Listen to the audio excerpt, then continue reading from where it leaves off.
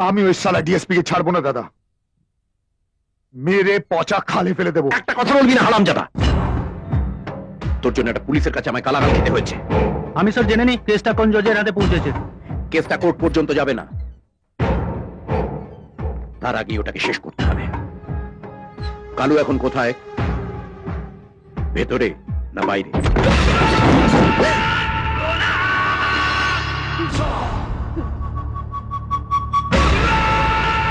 কালু শেখের ভাতের থালায় থাবা মেরে থালা সাজিয়ে ভাত গেলা হচ্ছে।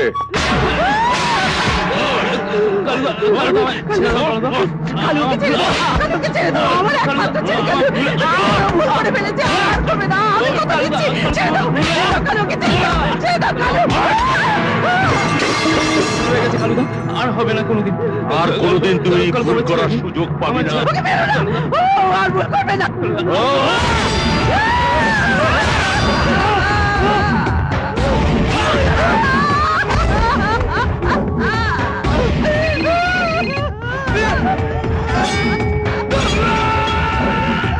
সালাম মিনিস্টার সাহেব। হ্যাঁ, আপনার ফোন আসা মানে বুঝে গেছি কারণ নাম্বার লেগে গেছে। হ্যালো,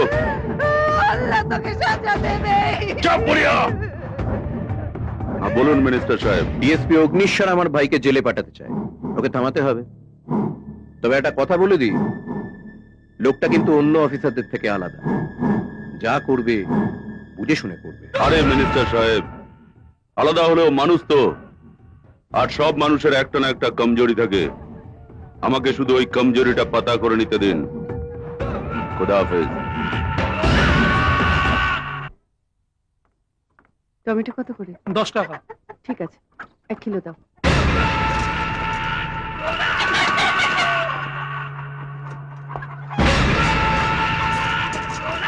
শুনলাম ডিএসপি অগ্নিশ্বর নাকি মিনিস্টার সাহেবের ভাইয়ের কেসটা হাতে নিয়েছে।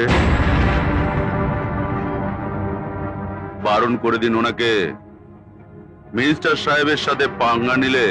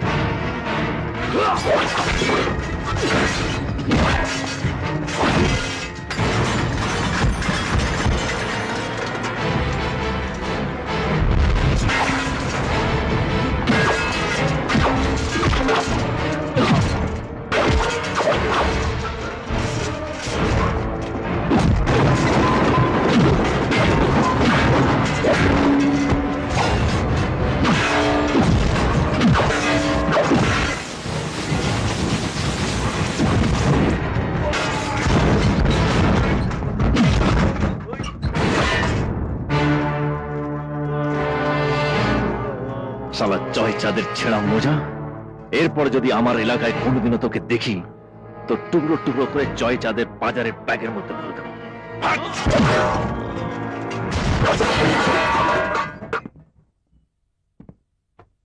আপনার আর কোনো ভয় নেই, যান এবার বাড়ি যান। ট্যাক্সি। সন্ধ্যা, সন্ধ্যা তুমি ঠিক আছে তো? শুনলাম কিছু গুন্ডা বাজারে তোমার উপর হামলা করেছিল। আর সেই শুনে তুমি চলে এলে। কিচ্ছু হয়নি আমার। আমার এই চাকরি আমাকে তোমার কাছে শত্রু করে তুলেছে। হুম, তোমার এই চাকরি তোমাকে আমার গর্বের জায়গায় বসিয়েছে, আর এই গর্বটা যেন আমার সারা জীবন থাকে। থাকবে সন্ধ্যা, তোমার গর্ব আর তুমি সারা জীবন আমার সঙ্গে থাকবে। ভগবানও বোধহয় তাই চান, সেই জন্য সূর্যকে পাঠিয়েছিল আমাকে বাঁচাবার জন্য। সূর্য?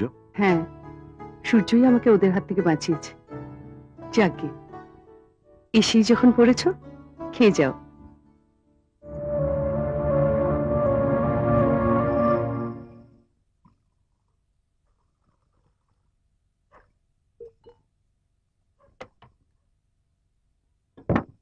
এনে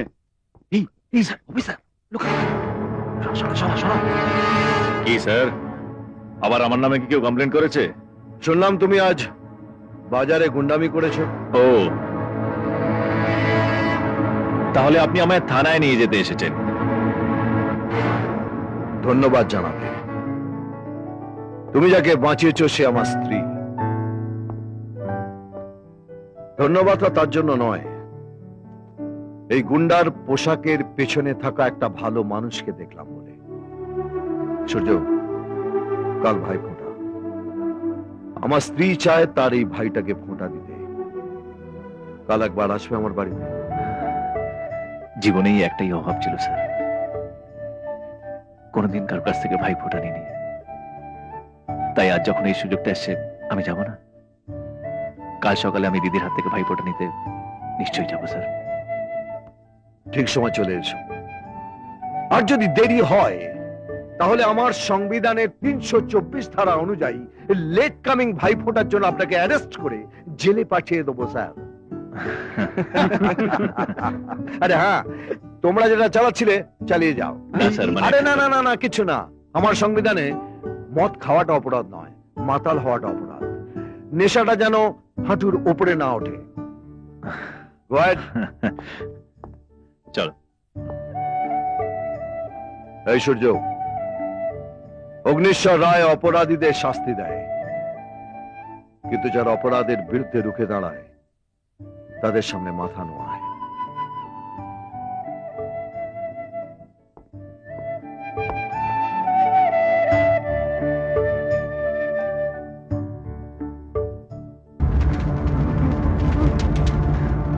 মিনিস্টারের ভাই ধর্ষণ করবে, সেই মেয়েটাকে হসপিটালে মেরে ফেলা হবে। সবাই সব জানবে, কিন্তু কেউ কিচ্ছু বলবে না। বললে দেশে শান্তি থাকবে না। মেয়েটা মরেছে, এবার সব শান্তি। ফ্যাক্ট। কোথায় যাচ্ছ? রঞ্জিতের চিতা সাজাতে। না, আইন তুমি নিজের হাতে নিতে পারো না। জয় চাষার মতো লোকেরা আইনকে বুড়ো আঙুল দেখিয়ে দিনের পর দিন লোকের উপর অত্যাচার করে যাবে, আর সেটা আমরা দাঁড়িয়ে দেখব? না দাদা, না, অনেক হয়েছে, আর নয়। দাদার উপর একটু ভরসা রাখো। এই চিতার সামনে দাঁড়িয়ে আমি তোমাকে কথা দিচ্ছি, মিনার চিতায় যতটা না আগুন জ্বলেছে তার থেকে বেশি আগুন জ্বালাবো আমি। অগ্নিশ্বর কাঁচ কলা করবে। শুধু দেখে যাও আমি কি কি করতে পারি। দেখলাম কিন্তু আমি কি করতে পারি সেটা আপনি এখনো দেখেননি। দেখেছি, এতক্ষণ শ্মশানে ছিলে তো। যাও যাও, বাড়ি গিয়ে নিম পাতা আর ছোলা ভেজানো খাও, এটাই রীতি। পুলিশের রীতি আলাদা, সে নিম পাতাও খায় না আর ছোলা ভেজানোও খায় না। তাহলে তারা কি খায়? আপনার মতো করাপ্ট মন্ত্রী আর আপনার ভাইয়ের মতো রেপিস্ট ছেলের হালুয়া করে খায়। যত ভাবছি তোমায় কিছু বলবো না, তুমি বলিয়ে তবে ছাড়বে। আর আমি যত ভাবছি কিছু করব না, আপনি আমাকে করিয়েই তবে ছাড়বেন। এই কি করবি রে তুই, কি করবি? হ্যাঁ, ধর্ষিত মেয়েটির স্টেটমেন্টে একজন প্রত্যক্ষদর্শীর সাইন আছে, সে কোর্টে সাক্ষী দেবে।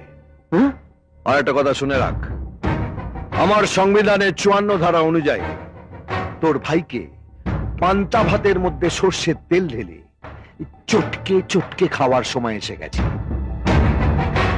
কিছু করার নেই। শুয়ারটা রেপ করলো আবার একটা সাক্ষী রেখে। সাক্ষী? কে সাক্ষী? বর্ষা, ওই মেয়েটাই তোর বিরুদ্ধে কোর্টে সাক্ষী দেবে। ভেবেছিলাম লেটা চুকে গেছে, এখন দেখছি চোখে নি। ওই মেয়েটার সাক্ষীর উপর ভিত্তি করেই অগ্নিশ্বর রায় কোর্টে চার্জশিট পেশ করছে। দাদা, আমি ওই মেয়েটাকে ছাড়বো না, কালই আমি ওকে খতম করবো। থাক, এমনিতেই আমার বিস্ফোরা হয়ে আছো, তার সাইজ আর বাড়িও না। হ্যালো স্যার, মেয়েটা রোজ 9:30টার সময় কলেজ যাওয়ার জন্য বাস স্টপে দাঁড়ায়। কাল 10টার পরে অগ্নিশ্বর রায়ের হাতে যেন কোনো সাক্ষী না থাকে। থাকবে না মিনিস্টার সাহেব, আমার ছেলেদের পাঠিয়ে দেবো।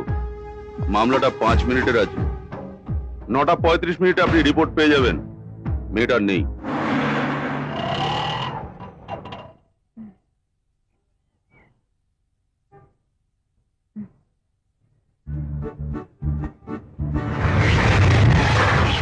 এসো। আরে তুমি কোথায় যাচ্ছো? তোমাকে কলেজে ছেড়ে দিতে। মানে মনে হলো যে তুমি বাস স্ট্যান্ডে বাসের জন্য দাঁড়িয়ে আছো আর বাস আসে না, আর তোমার কলেজের ফার্স্ট ক্লাসটা যাতে মিস না হয়ে যায়, এই জন্য বাইকটা নিয়ে চলে এলাম। আমারও মনে হচ্ছিল তোমার কি মনে হচ্ছিল? যে তুমি আসবে, তাই জন্য তো 3টে বাস ছেড়ে দিলাম। ও যাই হোক, তুমি যখন আসলে এত দেরি করে আসলে কেন? কতগুলো বাস ছেড়ে দিলাম আর আমি হাঁ করে তাকিয়েছিলাম। লোকে আমায় পাগল ভাবছিল। ও কি আমার রাজকাজে ব্যস্ত ছিলে শুনি? পুলিশের হাতে পড়ে গেছিলাম। আবার গুন্ডামি? না গুন্ডামি নয়, ভবিষ্যতে যাতে এই কথাটা না শুনতে হয় তার ব্যবস্থা করতে গেছিলাম। পুলিশের চাকরির জন্য দাদা কিছু কাগজপত্র চেয়ে পাঠিয়েছিল, সেগুলোই দিতে গেছিলাম। চাকরি হলে আমাকে কিন্তু একটা বড় হোটেলে খাওয়াতে হবে। কি খাবে তো? সব কথা কি এখানে দাঁড়িয়েই বলবে, না বসবে? চলো চলো। বসেছো? চলো।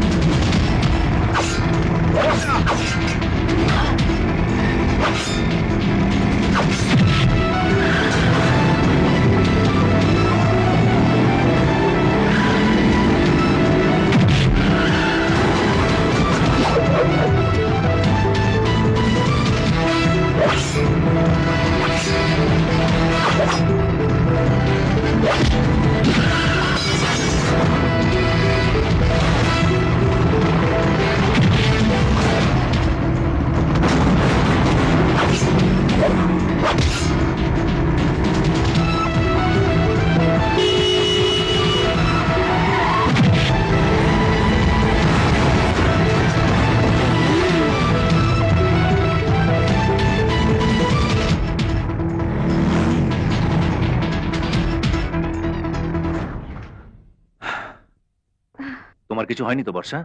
না, কিন্তু ওরা কারা? জয় চাঁদের লোক। মিনাকে শেষ করার পর প্রমাণ লোপাটের জন্য তোমাকেও মেরে ফেলতে চাইছে। আমাকে? ওই রঞ্জিতের বেটাকে একবার যদি খাপে পাই না, শালা কেসটা কোর্টে যাওয়ার আগে ওকে জ্যান্ত মাটিতে পুঁতে দেবো। তোমার তোমার হাত থেকে তো রক্ত বেরোচ্ছে।